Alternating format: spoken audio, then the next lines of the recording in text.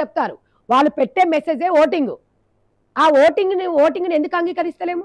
ఇంకా మళ్ళా ఈమెకొకరు మళ్ళా నేతలు కొంతమంది వక్తలు.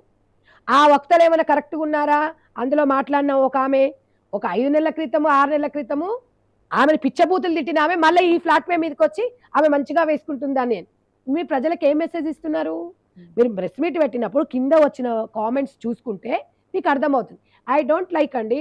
మేము అవి మెసేజ్‌లు పట్టించుకోము అన్నప్పుడు ప్రజలు కూడా మిమ్మల్ని పట్టించుకోరు. మిమ్మల్ని ఎందుకు పట్టించుకుంటారు? నేను ఈరోజు నన్ను ఒక యూట్యూబర్ అడిగితే చెప్పేసి అయిపోయింది మేడం అది. నన్ను వీళ్ళు ఆ రియాక్షన్ వల్ల నన్ను అందరూ ఛానల్స్ రమ్మనడం, ఎళ్లి చెప్పడం తప్ప అదే పని పెట్టుకున్నానంట.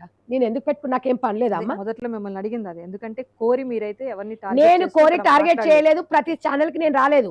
అది వైరల్ అయింది కాబట్టి నన్ను సమాధానం అడిగితే నేను వచ్చానే తప్ప, నేను ఇంకొక విషయంలో కూడా నేను ఎవరి టార్గెట్ నా పని అది కాదు. మీరు అన్న మాటలకి స్టిక్ ఆన్ అవ్వడం కోసం మాత్రం ఇన్ని ఇంటర్వ్యూస్ మీరు జస్ట్ అంతే తప్ప మళ్ళీ నేను చివరి వరకు ఆ పోరాట పట్టు ముంచుతారు.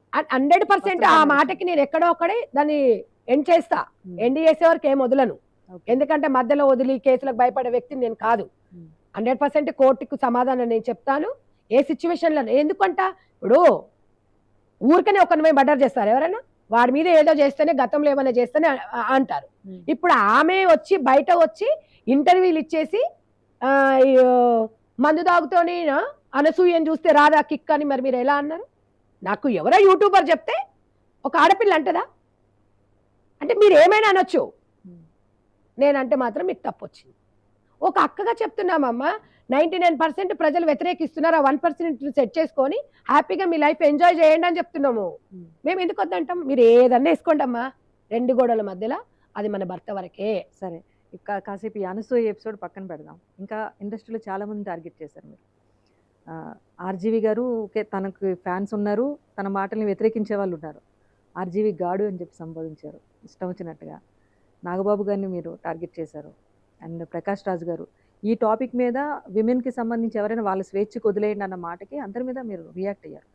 సో వాళ్ళని రియాక్ట్ అయ్యేటప్పుడు అంతే స్థాయిలో మీకు కూడా ట్రోలింగ్స్ అనేవి వస్తాయి కదా. ఇప్పుడు అమ్మా ఎప్పుడైనా విమర్శలు ప్రతి విమర్శలు దేనైనా ఈక్వల్ గా స్వీకరించే వ్యక్తి సంధ్యారెడ్డి. వ్యక్తిగతంగా ఎవరిని టార్గెట్ చేయదు. వాళ్ళని చేసినంత మాత్రం నాకు డబ్బులు ఏం రావు, నా కుటుంబాన్ని అలా ఏం పోషిస్తలేరు. నాకున్న రైట్ రాజ్యాంగం ఇచ్చి నాకు నేను చెప్పాను. మీరు ఇలా ఉన్నారు ఇలా కాదు అని చెప్పాము. వాళ్ళ ఇష్టం వాళ్ళు ఉన్నారు, నేను కాదనను. వాళ్ళు నా మీద వాళ్ళ కేసులు ఎందుకు? నువ్వన్నావు నేనన్నా కేసులు మీతో పాటు చాలా మంది పైన. సరే, ఇప్పుడు మేము అందరం అన్నాం ఒక జర్నలిజం మీద, యూట్యూబర్స్ మీద. ఇవాళ యూట్యూబర్లు జర్నలిజం డిజిటల్ మీడియాతోనే ఈ రోజు ఇంత ఫేమస్ అయ్యారు వీళ్ళందరూ. వాళ్ళు లేకపోతే ఇవాళ రాజేశ్వరి సంధ్యారెడ్డి 10 మందికి ఎట్లా తెలుస్తుంది? వాళ్ళ నోరు నొక్కుతారు.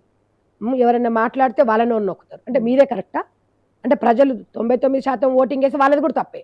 అంటే మీదే కరెక్ట్, ఇదా కరెక్ట్? వాళ్ళు నేను ఇంట్లో అన్నోళ్ళని ఒక్కరిని కూడా నేను చూడలేదు లైవ్ లో.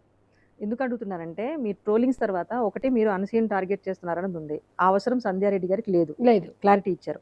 సెకండ్ థింగ్, నోటీసులు పంపించారని చెప్తారు, మీ వరకు రాలేదు, కేసెస్ ఫేస్ చేస్తా ఉంటున్నారు. ప్రతిదీ తను పెట్టిన దాంట్లోంచే కాబట్టి మీకు అది అభ్యంతరం